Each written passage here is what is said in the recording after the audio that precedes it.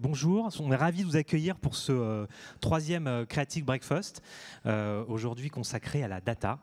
Vous étiez venus peut-être pour certains déjà en juin, on avait parlé de Periscope et de Live, pour certains aussi en septembre où on avait parlé de storytelling avec nos nouveaux formats, Moments, Periscope Producer. Aujourd'hui, ça va être le tour de la data. Vous allez voir, c'est un agenda assez riche. Donc oui, je me présente, je suis Antoine Gilbert. On va travailler, on va passer en revue les Twitter Awards, vous allez voir beaucoup de cas.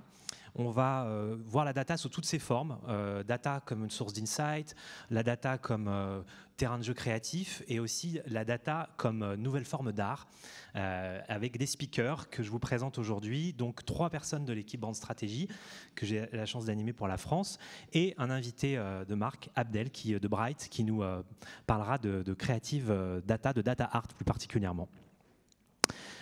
Brand Stratégie, certains d'entre vous nous connaissent déjà. On est une équipe qui vous accompagne au quotidien pour travailler sur toutes les problématiques de création et d'innovation sur Twitter.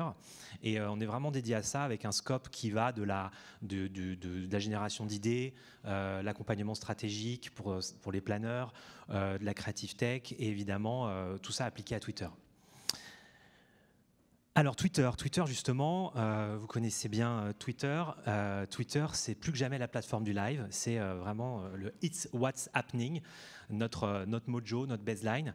Ce que vous voyez derrière, c'est la pub qui est en ce moment à New York pour le lancement du prochain Star Wars. Évidemment, c'est vraiment ce qui se passe en ce moment sur la plateforme. C'est énormément commenté, énormément discuté. D'ailleurs, pour les fans de Star Wars, connectez-vous demain à 19h heure française. Vous aurez la chance d'avoir un streaming live exclusif avec les membres de l'équipe du film, les acteurs du film. Donc ça, c'est vraiment ce qui se passe en ce moment. Demain, ça sera live chez nous. Une grosse opération avec Disney sur Star Wars pour le dernier opus qui va être lancé demain, qui va être annoncé demain. Mais c'était aussi, personne ne leur a échappé, les élections américaines. Ça continue d'ailleurs à être énormément commenté et discuté sur la plateforme.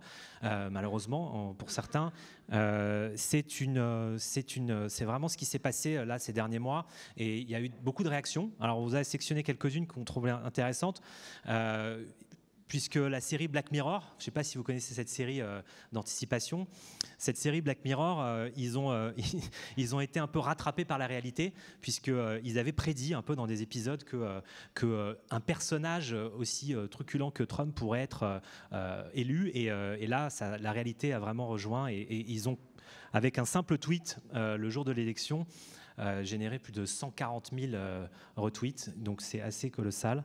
Vous avez aussi en France quelque chose qui, je ne sais pas s'il y a l'auteur de ce tweet est dans la salle. Ah, bravo, félicitations. 18 000 retweets pour un démenti plutôt intelligent et assez efficace, avec simplement une petite phrase bien choisie pour Carambar.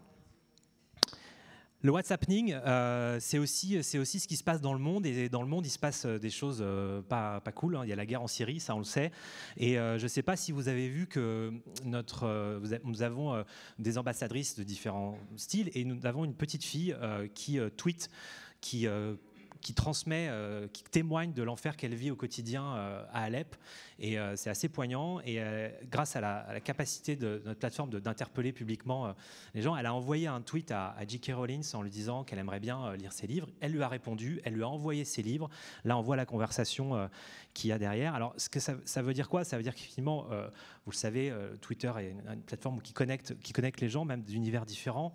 Là, ce qui est intéressant avec J.K. Rowling, c'est que c'est quelqu'un qui est très engagé sur Twitter, qui affirme ses positions, qui s'en sert comme un outil elle pose ses convictions sur Twitter. Et là, grâce à ses 9 millions de followers, elle soutient indirectement, enfin directement pour le coup, la cause d'Alep. Et ça, c'est aussi ça le What's Happening.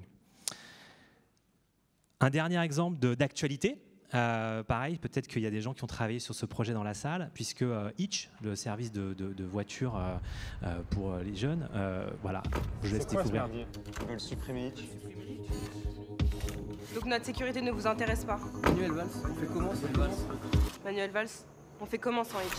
On fait comment pour rentrer de soirée en tant qu'étudiant, quand il n'y a plus de métro? Un chameau peut marcher 10 heures sans boire. Je peux boire 10 heures sans marcher. Et au final, c'est toujours Hitch qui me ramène. Toujours Hitch qui me ramène. C'est toujours Hitch qui me ramène. Avant Hitch, quand je sortais, j'avais une chance sur 4 de trouver un taxi qui accepte de me ramener en banlieue.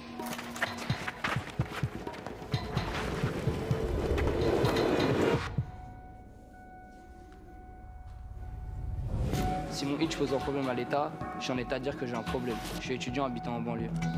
Je suis étudiant habitant en banlieue. Étudiante, j'habite en banlieue. Hitch est un service d'intérêt public. Je descendrai dans la rue s'il le faut. Je descendrai dans la rue s'il le faut.